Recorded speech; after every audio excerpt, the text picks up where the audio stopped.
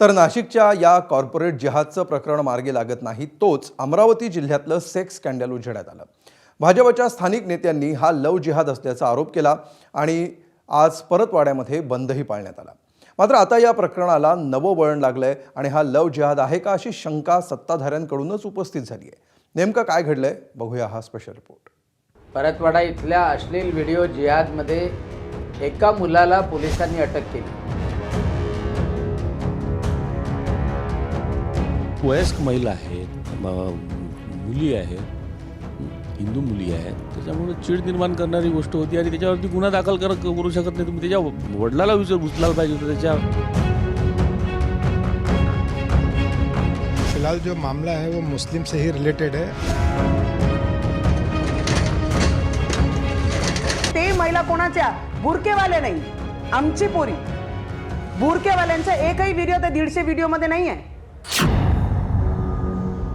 अमरावतीच्या परतवाड्यामध्ये उघडकीस आलेलं प्रकरण हे केवळ सेक्स रॅकेट आहे की लव जिहाद असा प्रश्न आता उभा ठाकलाय। मुख्य आरोपी अयान अहमद याच्यासह एकूण 4 अटक झाली आणि त्यांची चौकशी सुरू झाली आहे। या प्रकरणाला वाचा फुटली ती अयानचे व्हायरल झालेले व्हिडिओ आणि त्यानंतर भाजपच्या स्थानिक नेत्यांनी केलेला लव जिहादचा आरोप।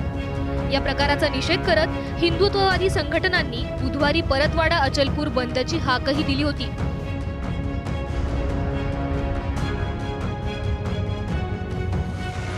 तर दुसरीकडे उत्तर प्रदेशचा बुलडोझर पॅटर्न राबवत नगरपालिका अधिकाऱ्यांच्या लवाजमासह भाजप नेते बुधवारी आरोपीच्या घराजवळ पोहोचले। अयानचं कुटुंब घराला कुलूप ठोकून तिथून गायब झालं असलं तरी घराच्या पहिल्या मजल्यावरचं अनधिकृत बांधकाम तोडण्यात आलं।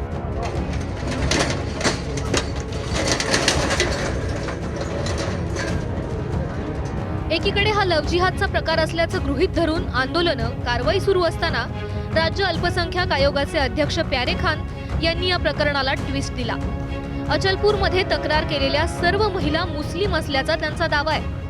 फिलहाल जो मामला है वो मुस्लिम से ही रिलेटेड है और हमने एसपी साहब को वहाँ के आदेश दिए कि ऐसे अदर समाज के और कितने लोग हैं, दूसरे समाज के भी कितने लोग हैं, क्योंकि माइनॉरिटी मुस्लिम माइनॉरिटीज़ के अंदर आते हैं, इसलिए उन्होंने यहाँ पे कंप्लेंट किया है। तो मैंने वहाँ के एसपी साहब को आदेश दिया और अल्पसंख्यक आयोग की टीम कल अचलपुर दौरे पे जाने वाली है, अचलपुर परतवाड़ा जाने वाली है और वहाँ पे लोगों से मिल के, क्योंकि वहाँ की शांतता भंग होना नहीं चाहिए, क्योंकि महाराष्ट्र भी विकास की ओर अग्रसर है, तो ऐसी कोई भी अप्रिय घटना ना हो, इसलिए आयोग की टीम वहाँ जाने वाली है और वहाँ पे सब देख के वहाँ का सर्वे करने के बाद जो कड़क से कड़क कार्रवाई होगी वो बिल्कुल करेंगे। मात्र सत्ताधारी पक्षातूनच लव जिहादची थेअरी हिरिरीने समोर ठेवली जाते।